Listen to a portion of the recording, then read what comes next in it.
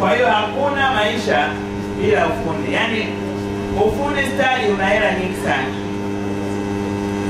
Wapishi wale wanaopika chapati, mandazi, sijui nini, makande migahawani, wale wanalipwa Laki7 milioni mpaka milioni 1.5. Nilikuwa naongea na mzee Zacho, akaniambia mpishi wake mmoja mzuri anamlipa milioni 1.5. Hiyo ni hela nyingi kuliko ya afisa wa serikali. Kwa hiyo ina maana tukijikita kwenye ufundi tutafanikiwa sana. Na hii ndio sababu manispaa yetu ya Bukoba, baada ya mimi kuwapa wazo hilo, walinitilia nguvu kubwa ili ninyi muweze kufanya kazi yenu vizuri.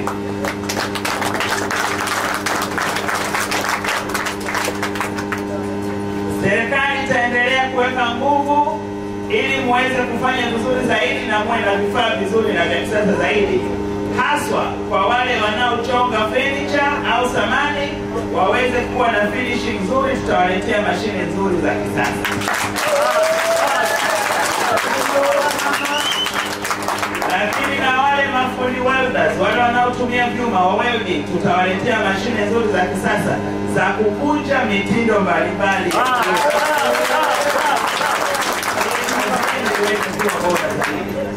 Tenda za serikali tunawahakikishia tutazileta kwenu.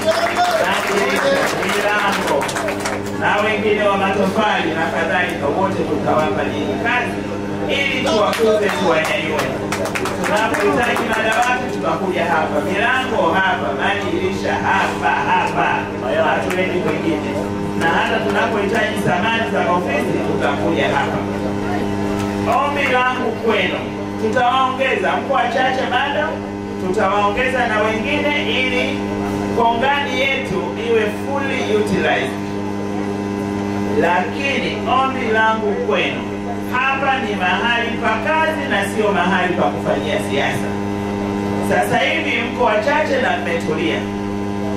Ninataka mchaguliwe vizuri na kwa umakini wale mnaokuja kufanya kazi hapa. Tumeona maeneo mengi wanachagua watu halafu badala ya kufanya kazi zinaanza ligi za kisiasa. Sisi chama fulani, sisi chama fulani. Sisi Simba, sisi Yanga. Sisi Man U, sisi Liverpool. Hatutaki hayo. Tunataka kazi. Hii ni kwa maisha yenu, ni kwa manufaa yenu. Na kwa nini tumefanya hivi? Sisi hatutaki kufanya miradi ya kitotototo, miradi ya kuwadanganya hatutaki. Tunajua nyinyi leo ni watoto, wengi wenu mnakaa kwenu, kesho kutwa wote mtakuwa mmeoa na mtaanza na nyie kuwa na watoto wenu. Tunataka miradi inayoweza kuendesha familia zenu.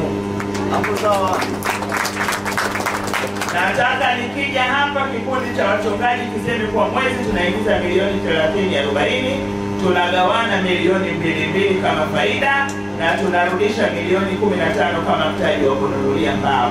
Ndilo lengo la kongani hii.